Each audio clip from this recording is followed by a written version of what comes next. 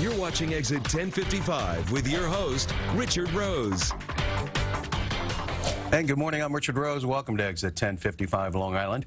This is your TV 1055 show about all things Long Island. In just a few moments, the possible new weapon in the police arsenal to see if you've been texting and driving. Should they be able to check your phone automatically if you've been in an accident? Civil libertarians, though, raising alarm bells over the textilizer.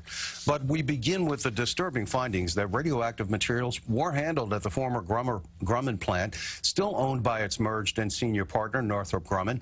Newly published documents showing the long-lasting contaminants were handled on site of what is now their former aeronautics and aerospace complex in Bethpage, now shuttered except for a few employees. Surrounding communities are concerned about two toxic plumes that have been detected spreading in the groundwater, with in a few cases high levels of radium being detected. It's forced the shutdown of numerous wells and tens of millions of dollars being spent installing expensive detector and scrubbing systems of what is essentially the public drinking water supply. And it's also sparked a long political and legal battle to get Grumman's corporate parent and the U.S. Navy, which contracted the post-war work, to pay for a cleanup and a plan to stop the spread of the plumes. Joining us now are some of the principal players in both the legal and public safety battle. They are Mike Bufus, he is the superintendent of the Bethpage Water District, and Rich Heumann, president of H2M Architects and Engineers, the engineering firm that the water districts are relying on for engineering reports of the potential threat to our drinking water. And welcome to the show, gentlemen. Thank you. Thank you. So explain these latest findings, Mike. Let's begin with you. What Grumman essentially admitted in papers or answers to the State Department of Environmental Conservation, right? So what happened? So after all these years, they finally have now admitted that they did handle and use radioactive materials on site. What kind of radioactive materials? It was mostly for testing purposes. So they had different buildings that were isolated that they would use these materials in. Well, Rich, you're on the engineering architectural side of it. I've even seen stories on the Discovery Channel about how the planes in that era were built with radioactive luminescent dials, right? Because that was so that the fighters and the planes could see at night, right? So this was an intentional design. Yeah, I mean, the primary radiological contaminant is radium. Grumman had probably identified 30 or so radioactive materials that they use for testing and manufacturing. But if you take a look at, over the decades, the 40s to 50s, radioactive materials were used in instrumentation design. So, okay, then in the last couple of years, we found radium being detected in what most people would consider unsafe levels, beyond the limits that you want in some of the wells, forcing their shutdown. Is this the cause of that? We believe that the radium that is detected in Bethpage's wells originated from Grumman's property. Yeah. Now, we should point out that you're suing Grumman, right? Explain that lawsuit. That is correct. So we're suing Grumman. Our relationship has changed ever since they left Bethpage. Because for the most part, they're down in, I think, Virginia now. Right. They used to be a good neighbor, and we had a very good working relationship when it had to, do with the plume. And how would you describe that relationship now? Obviously not great if you're suing them. Shattered at best. Well, have they stepped up in any way to say that they're responsible for this plume? I know in the past they have told me, well, it could have come from a number of sources, and we have seen that there have been places identified using radioactive materials in those same decades on Long Island. So could it have come from any other source? In this case, no. The wells from Bethpage are definitely impacted from the plume. What proof is there of that, Rich? Because, I mean, ultimately, somebody's got to decide this in court somewhere, right? Because this has been going on for decades as to who's responsible. Yeah, you've got the existing groundwater plume that's been impacting Bethpage for the last 30 years, and there's no doubt that that contamination originated from Grumman's property.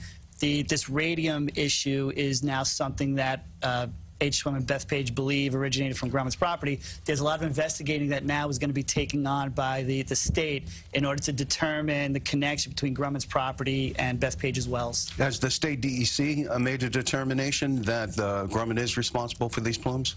For the larger plumes, yes. For the radium piece of it, that's been more recently detected, not yet. Still more battle over that. Yeah. And it's spreading into surrounding communities, is it not? What other communities are affected by this? Well, right now it's affecting South Farmingdale water, Massapequa, will be Levittown.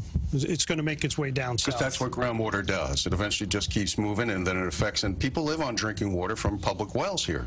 That is correct. All right, so then you have this threat, which, you have this, obviously is going to have to go to the courts to be decided as a legal battle at some point.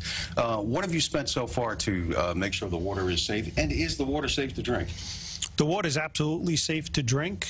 We've spent just a little over $20 million to date. Already, what did you spend that on? On treatment systems, advanced treatment systems, to remove the contamination that we're finding in our drinking water wells. Rich, you represent some other districts concerned about this as well? We represent South Farmdale and Massapequa water districts also. So what do you think would be the estimated cost to fix this? And does it really need to be fixed? What is the actual health to the threat to the health of the public here? Is there a proven health needs to threat? be fixed, and it's hundreds of millions of dollars to fix the problem. You know, Bethpage has been hugely successful for 30 years, being able to treat the contaminants and make sure they don't get to the public, but treatment systems are not a guarantee. So the right thing to do is to stop the contamination from hitting the wells, and that's really what the state and Grumman and the Navy need to focus on. And do we have a system that could do that? Is there a technology that exists that could clean this up?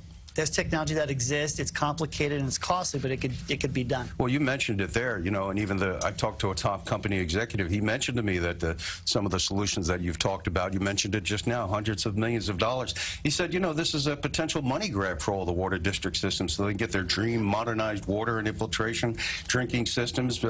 Meanwhile, they don't want to pay for it. It's just a chance for them to get a beautiful, wonderful water district. What do you say to that, Mike? I absolutely disagree. If they didn't contaminate the groundwater, I wouldn't have to put these treatment systems on.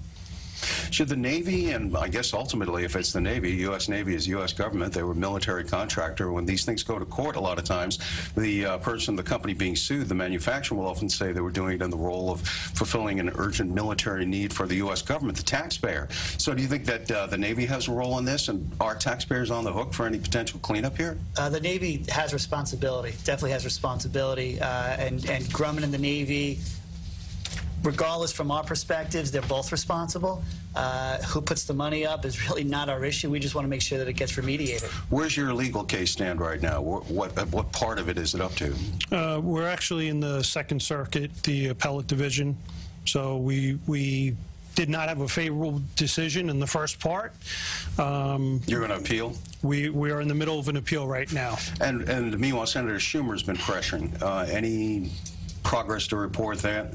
Because I know he's tried to negotiate some sort of settlement with them. Yeah, you know, the senator he's been involved for a few years now, and he's doing the best he can to press the Department of Defense to work with the district to fund and to also remediate. All right, well, Mike Bufus, Bethpage Water District Superintendent, and Rich Human with the engineering firm H2M Architects and Engineers. Thanks for this update that's been going on for decades, and we'll be watching it so much longer. Great. Thank you so much. Thank you very much.